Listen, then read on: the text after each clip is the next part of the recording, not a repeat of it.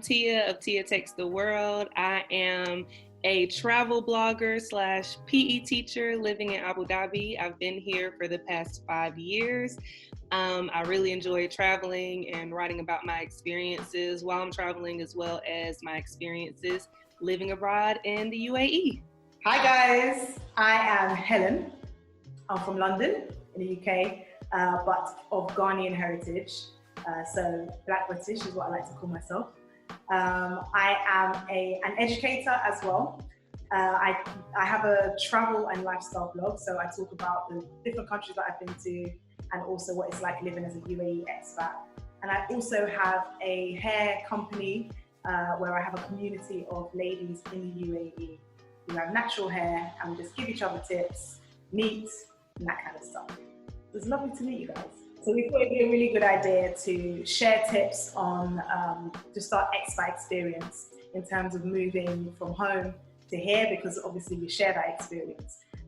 Obviously Tia's come from the US and I've come from the UK, so we have similarities, but there's also a couple of differences too. And also I'd say another main difference between us is that Tia has come over as a teacher. So she was employed to come over here, whereas I haven't had that same experience. I've come over on my husband's visa. So yeah, we'll get into that a little bit later. So we just came together on this specific collaboration to talk about things that we wish that we knew before we moved abroad, because there's so much research that you can do, but things that you don't think of looking up on Google, that you don't think to ask someone that already lives here. And when you get here, you're just kind of like, why didn't I ask that, or why didn't I know it? So we've compiled our own list of things that we wish that we knew, and we want to share them with you because maybe they will help if you're deciding to move abroad or to the UAE, or if you're just even going to visit. Maybe some of these questions will come in handy for you. With one of the things that I wish that I had have known before I moved here, and that's just how much the UAE is based in Western culture. I feel like before I moved, I saw videos and I saw movies and I was just like, I'm gonna have to wear an abaya. Well, at the time I didn't know it was an abaya, but I'm gonna have to wear a dress all the time and I'm gonna have to wrap up my head. Like, I'm gonna have to be super conservative, and that's not the way that I was back home. So I was excited for the experience, but at the same time, I was just kind of like, I'm not really sure. And some of my friends that I spoke with before I came out here, they told me, well, no, you don't have to wear an abaya all the time, but you will have to put on a skirt and you need to make sure that your arms are covered when you go out in public. And then when I got here, it was like, well, she has on shorts. She has on Daisy Dukes right now. So what do you mean? And I felt like I just changed my whole wardrobe before I came over, with skirts and cardigans that came to my wrist and all of these things to be conservative, and I didn't even need them. So that's one of the things that I wish I would have known, so I could have just kept my clothes before I came. So again, I didn't come as a teacher, so I came, I didn't need to buy like loads of work clothes. But I did assume that I was going to have to cover up like completely. But I think what I've realized is that I try to be respectful, but I think it depends on where you live and where you're going. So like around where we live, it's just tourist central. And so you can go to the shop and not really covered up, and you're not going to come across people who would typically be offended by that. But then if you're going into like a government place, you have to cover up. You can't go in there with shorts. You can't go in there showing your elbows or your shoulders or anything like that. And so if you're going to more governmental places or maybe tourist locations, cover up more than you would back home. But then if you are going somewhere where there's a lot of Westerns, so to brunch or whatever, it's pretty much like the same as back home. Right. So that's what I've noticed. So I feel like it's interesting. I do feel like when it comes to my fashion, the way that I dress here is definitely not the way that I would dress back home. Right. And not because I would be like incredibly showy, but it's just that I think the access for me. Yeah. Why didn't I know that? Yeah, okay. I think the main thing for me was the job situation. I've mentioned it about 3 times now. But it's because I'm a qualified English teacher by trade, and I taught in the UK for 3 years before coming out here. So my husband and I are both English teachers. However, we were told just before coming out here, that they had changed the rules, the teaching rules here. And so because my degree is in a different subject to the subject that I teach, I actually did a degree in psychology, and then I went on to do my English training, and then became an English teacher. Gotcha. And in the UK, that's fine. And in most places, even in Dubai, that's fine. But in Abu Dhabi, they want you to have the same degree as the subject that you teach. I think one thing that we both have agreed on that we wish that we knew before we moved here was hair, like the hair situation. And so many people always ask me, like, who does your hair? Or is it difficult to keep your hair up out there and things? And I'll be honest, like, I don't too much. This is the most I've done to my hair in 2 months. Like, I put some bobby pins in it. So I usually go to the salon, but of course, because of Corona, I haven't been able to get there. So it's kind of forced me to actually wash my hair and take care of it.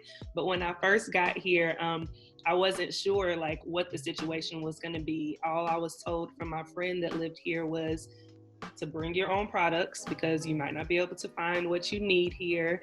And that was it. That's all that I was told. Like, no other information besides that. What about you? Yeah, so when I think back, it's comical, but basically I cut my hair off, all of it, before moving out here, not thinking about how I'd maintain it, because I thought I would just be able to go to the barbers and get my hair done there. But then when I got here, actually, the females are not allowed to go to the men's barbers. So I wouldn't have been able to keep up with my haircuts. So I think I was able to go at different times when the men weren't there. Mm-hmm. So when it hadn't opened up yet, the barbers. Or I went to a couple of, or I think one guy who I went to his home and he was able to cut my hair there. And eventually when I started to get to know people, they pointed me in the right direction to like where to go. But then that's why I started Afro Hair UAE, so that people who come here with Afro hair and in the UAE, I've set up like a community where people can recommend places to go, salons. So there's actually loads of salons, especially Abu Dhabi and Dubai. Loads of salons. There's a few shops that have like all of the products and stuff, but people just don't know where they are. Right. So that group just helps people to find what they're looking for. For me, like I said, I wish I knew exactly how my dollar would have spent. I think there's so many areas that I can save in here, with there being so much access to free ladies' nights, free beach days.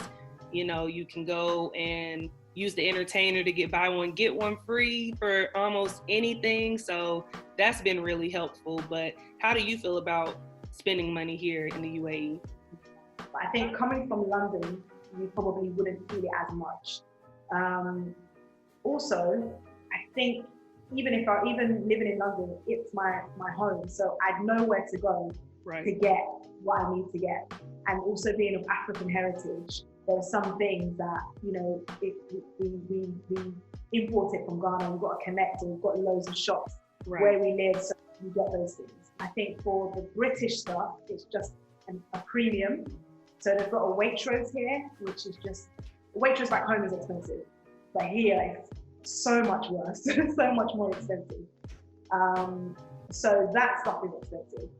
But then I think when it comes to like the fish market, Mina Fish Market is amazing, very reasonably priced. And then like if you go to Lulu's and you get the fruit and that kind of stuff, you know, that's reasonably priced. But I think it's when you're getting the exported things, so from the UK or from the US, that's when it's just at a premium and it's really expensive. But for me, it's the opposite. Like, all of the free things compared to the things I have to pay for, is like, I'm spending nothing out here, like on going out, because I'm only going to the free things. And if I have to, let's say, buy a drink, but most of the time it's a ladies' day or a ladies' night, so I'm not buying anything. So that never happens back home, unless you have to get into the club free before 11. That's the only free thing that they're giving you. That's it. Going before 11. At 9:30, like, let me in. But that was me all the way. That we both have different perspectives on that, because like I said, back home, No, I'm spending on everything that I'm doing. Like, I got into an argument. My cousin will tell the story to this day. I remember going home and I was trying to get into a club at my hometown, which is super small. And they were like, yeah, it's $20 to get in. And I'm like, I'm not paying $20 to get in here. And everybody was like, Tia, calm down. And I'm like, I don't pay $20 to get in the clubs in Dubai. I'm not about to pay $20 to get in here. And I just started going off. I was like, is it somebody performing inside or something? Like, what is it? And they just like they laugh about it to today. But no, I'm not doing that because I get in free in Dubai and in Abu Dhabi. So no. Yeah, so just for those of you who are not familiar with ladies' night, pretty much every single day of the week that you can find a ladies' night somewhere. Mm-hmm. As we've mentioned, free entry, free drinks for ladies, sometimes between a certain hour to another hour, sometimes all night. So we're happy. The guys, not so much. The guys might have one gentleman's night, but it's not like free everything. Like, I think I saw one flyer for gentleman's night, and it's like guys get one free drink and 50% off of food or something, but it's nothing. It's ladies' night is where it's at. Okay, so another thing for me is that it was a lot more Western than I thought it would be. So I'm not sure what it was like for you, Tia, but I didn't come here before moving here. So like when I packed my bags and moved here, that was the first time I'd been to Abu Dhabi. Yeah. So I didn't actually know what it would be like. I assumed that it would just be desert. And like I knew it was a lot more built up, but I just thought like the culture would be more Emirati. Mm-hmm. But when I got here, it's very Western, a lot more Western than I thought. Same. So as you mentioned, just having things like Waitrose, I didn't expect to see a Waitrose. And just, Starbucks in every single mall, mm-hmm. McDonald's, like the food in particular is very, very Western. And I'm probably more American than British, but very, very, very, very Western. So I was kind of like, oh, thank God. But at the same time, I was like, oh man, I kind of wanted it to be more. I wanted it more local. Say that again? I wanted it more local. I didn't want it to be super Westernized. Yeah, which is, I think, the fact that we're in Abu Dhabi, I think it's a lot more Western, it's a lot more Emirati than Dubai. Dubai is on another level. But I think you still have to find the culture. It's not like on the streets. Right. And also I think coming from like an African culture as well, we make our presence known. Mm-hmm. So if you go back home, if I go back to Ghana, you feel like you're in Ghana as soon as you step off the plane, you know you're there. And I think for like my love for travel and culture, I wanted it to be more like that here. Yeah. And it just wasn't. And it just isn't. It's still not London, it's still not the UK. It's very different from that, but it's also, quite Western. And even like the people that I associate myself with, because, especially initially when I met people through Massimo's school, through my husband's school, a lot of those people were from the UK as well. So it's like, you have to really force finding people from different cultures. And the one way that I was able to do that was through my church. We just got literally every kind of nationality there. And it's not like how it is back home where everyone's British, but you might have people with different heritages. Here it's like, okay, you're an Indian person from India, you're a Filipino person from the Philippines, So I think that's where I get my cultural fix. Yeah. But not necessarily Emirati. Yeah, I think that I can definitely agree with the Western culture being like so huge here. I didn't expect it either, because the only thing I knew about Abu Dhabi was Fast and the Furious and Sex and the City. That's all. That's the only reference to Abu Dhabi that I ever had. So I thought it was going to be either super lavish or like super culture, because I felt like in Sex and the City, like they kissed in one scene in the movie and the people were like, what is this? And I was like, oh gosh, it's going to be so bad there. But, it was okay. And I think another thing that talks about Western, but also what I wish that I knew was, like you mentioned, you go to church here.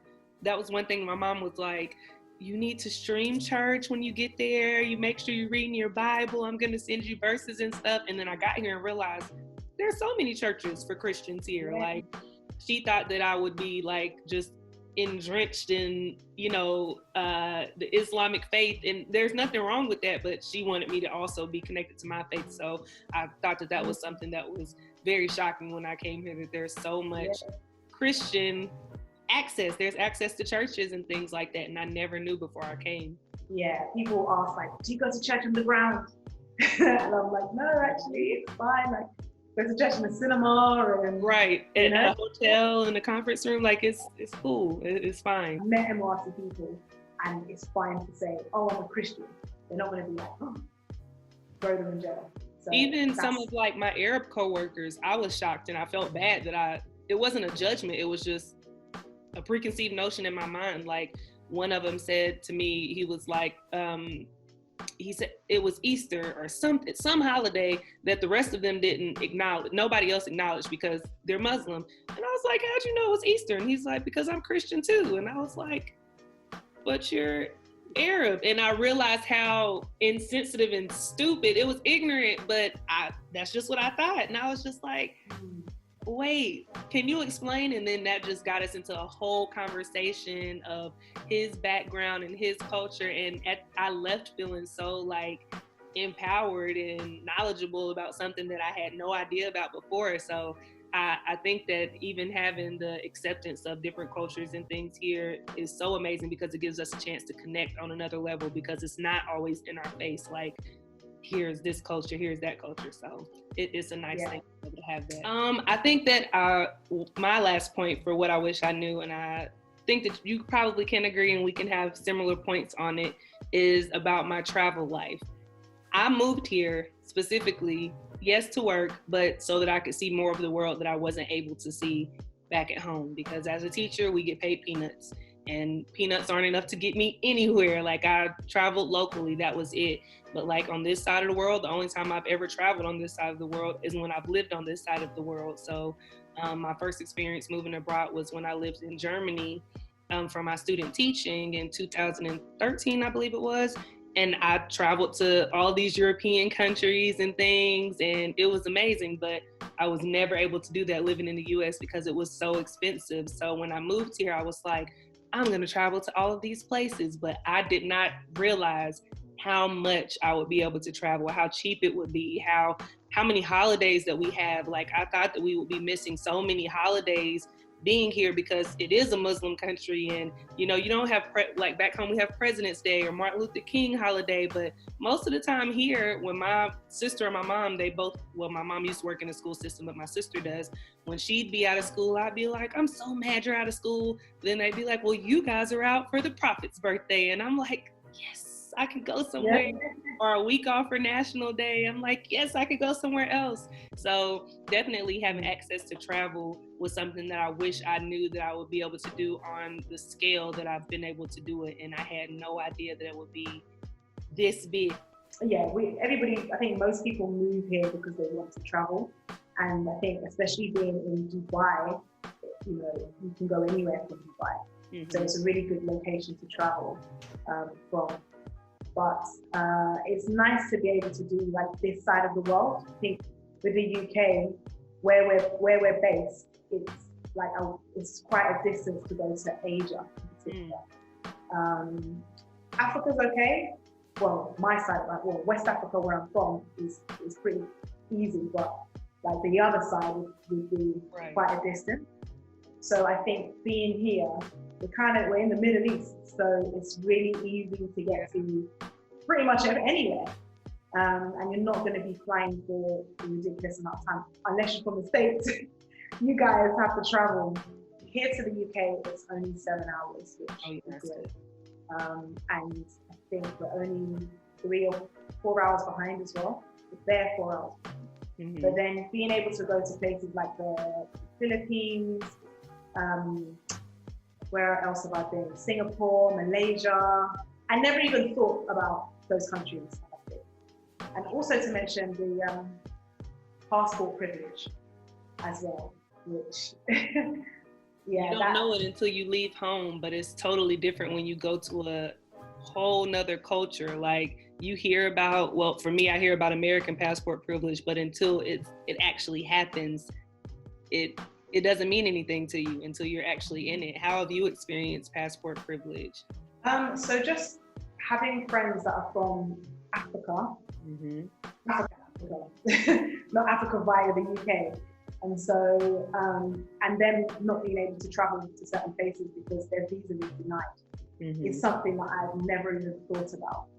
Because having a purple passport, which soon going to be blue, but having that purple passport has meant that I don't even fill out visa applications. I can go pretty much anywhere. And yeah, so that was a rude awakening, that people that are the same shade as me, but just because they're like born in a different continent that doesn't have that same privilege, means that even if they're here, even if they're still earning a decent amount of money and, you know, they're great human beings and they want to travel, they might not be able to do that because they're from Africa. Right. It's like, but I'm also from Africa, but not really. Just that piece of paper just means something different. And even sometimes not even being able to show the paper, just what we look like, that privilege sometimes and what we sound like can go a long way as well. I've had experiences where I've been talking, well, I wasn't talking to someone saw me and they might have just like asked me, like you can tell that they're just kind of inquisitive, like, they're like, where are you from? And I'm like, the US. America, Barack Obama, really? You're from America? And I'm like, yes, I'm from America. What do you mean? Like, what does that even mean? And who cares? And and then they start talking to me totally different. I can tell sometimes how the attitude and the mindset changes from when they thought that I was from one place and they realize that I'm American. And that doesn't sit well with me. And I know that I have a privilege that other people don't have, but that doesn't make me feel great about it. I think you should be able to, if you can pave your way, if you can pay your way to go somewhere or do something, then everybody should be treated the same. Like, even if you can't pay your way, you should still be treated with respect. Like, but still, since we're talking about travel, like if you can pay to go somewhere, why does it matter which country I'm coming from or which continent I live on? Like, I'm aware of that privilege, and that means that I have to live differently. I can't just ignore the fact that it's there. Can you tell me a little bit about what you were like before you moved to it? Because obviously I didn't know you back then. I would just say, I mean, me personally, I think that I was pretty well versed in things, but I just was ignorant about a lot of things. Like I tell people all the time, especially when Ramadan comes around, I think I love the holiday so much because I was so ignorant about it before I moved here. Like I'm sure I knew Muslims that were around me in my neighborhood, things like this, but I had no idea about Islam or anything. Like one of my dad's closest friends, he went to my church. I call him my uncle. I didn't know until I got ready to move here that he had converted from Islam to Christian. And, you know, he started telling me about all of these things with the Islamic faith and things to kind of prepare me to come here. But like I said, I just felt so ignorant to so many things. Like when Ramadan happened here, I'm just like, wait, why can't we drink water? Because they're not drinking water. Because in the States, like when you fast, that's you trying to be disciplined. And if you see other people, then it's okay. But here, that's their culture and that's the way that they move, you know. Just so many aspects of the religion and other people's lives that I just feel like I wasn't, I didn't see when I was back at home. So I didn't appreciate. I didn't have a lot of knowledge on it and I couldn't grow from it. But since I've been here, I've been connected to so many people from around the world, from so many different backgrounds. And I just feel so versed. I feel so well versed and knowledgeable about so many things. So they say that the US is a melting pot, which it is because there are a lot of different cultures and things, but where you live is what you get pretty much. Like I live in the deep South. Well, not the deep South. I live in the South and that's who you get. You get Southern people. We're kind of confined to where we are. Like it's not a melting pot where I'm from. Everybody is pretty much the same. Granted, their backgrounds are different, but here, literally on my floor is an American, you know, people who are truly from Africa, someone from the UK, someone that's from Russia, someone that's from, you know, so many different places, from China, like, and not just roots from there. Like I'm African American, but like, no, there's someone here literally from Ghana that's on my floor, you know, so I get to actually interact with these people. I get to know their names, know their history and things, which back home, it wasn't like that. And I feel so sad for the people who don't get to experience that, but I know everybody can.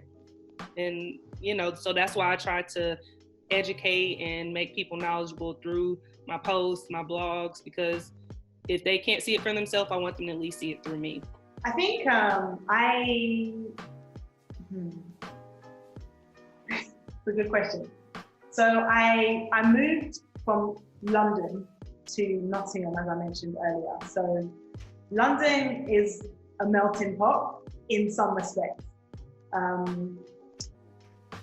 There's so many different cultures, and there's like an influx of people from different countries quite regularly. But I think as cosmopolitan as it is, we actually tend to segregate and like stay in our own kind of cultural places. Mm-hmm. So where I grew up with a lot of Nigerians. Mm-hmm. Some, not really many Ghanaians, but as I got older, I met more Ghanaians. And like, we kind of tend to stick to what we know. Mm-hmm. But I think my first, even though I grew up with a lot of Africans, I also went to a white school. So I grew up around white people from England or Ireland or wherever. So I think that was my first kind of like, oh, okay, I can be comfortable in, you know, with people who are from a completely different background to me. And then when I got to 18, when I went to university, I moved out of London completely. So I think I've always been a bit of a traveller. So I moved to Nottingham, and in that place, they're a lot more mixed. Even though there's less diversity, they actually mix a lot more. Mm-hmm. And so that was my first real exposure to, like, I think, real diversity. And so in my school, I went to a very white university as well. And I went to a very white university, but there was a lot of Black people. Like, we had a little, we called it ACS. It's kind of like your sororities and fraternities. We have like societies. Okay. So I had my Black friends, but I also loved to like mix and meet people from different cultures. So, and then, so I think I was quite exposed in a sense, or I kind of tried to meet people from different backgrounds a lot. And then I traveled to loads of different countries. I think by the time I was 21, I'd been to a lot of Europe. And then when I was 26, I stayed in Nottingham after university. I didn't go back to London. Okay. So I met people that were not Londoners, but were from Nottingham, and not from my university, who a lot of them were from London anyway, but people that were from, even though they were from England, they were from a completely different culture. Like Nottingham and London is like different things. And then where I taught as well, we had, in my school, I had like loads of Pakistani kids, loads of Black kids, loads of white kids. And the Pakistani kids, a lot of them were Muslim. So Ramadan, you'd have like your GCSEs, but you'd have these kids that were fasting at a really crucial time, and you know, couldn't shut down for them. They had to go to school. They were still doing their iftars, they were still doing their suhoors, and they had to come and write exams. So I think that was my first exposure to the Muslim culture. And I think, again, because I'm Christian, they were a bit like, okay, so she gets certain things about the Muslim culture. And then I moved here, and I think I still sort out people who are just different and still sort out traveling. So I think that's always been in me, but it's just changed over time as I've gotten older. Yeah, and now I would love to move to like different countries and like fit in. Do you think that you would continue your expat journey by by moving to different countries, or do you just maybe want to go to one more and then go back home? No, 100% want to move. I love the fact that you don't know what to expect, but you can guarantee that you're going to grow. Because in each of those scenarios, each of those situations, like growing up in Southeast London, meant that I have a connection to Nigerians and Caribbean, some like Jamaicans that I wouldn't have gotten anywhere else. And you know, growing up in Nottingham and having that connection, and growing up here and having certain connections, is just, I've always grown, I've always learned things. And I think I've learned a lot about myself as well, not having a job and then having to find what I love. And I've kind of set it up so I can do it anywhere in the world. So I think going back home, I cannot envision going back to cold, grey London and just, you know, I love and miss my friends, but I see them. I will still see them. So yeah, I definitely want to move to an Asian country because I love Asia. And I would love to move back home to Ghana, because I don't know my language and I need to learn it. I need to learn it. So I have to move there. I'd love to move there. And I'd also love to move to South American culture, preferably Colombia, if my husband's willing to come with me, which I'm not sure if he will. But I'd love to move there. I'd love to learn Spanish, and just the culture is amazing. So I think there's so much of the world to see. Yeah. You don't have to live there, but it would be nice to, wherever I go, I'll move somewhere and I'll still travel whilst I'm there. So yeah. Eventually I'll go back home, but not anytime soon.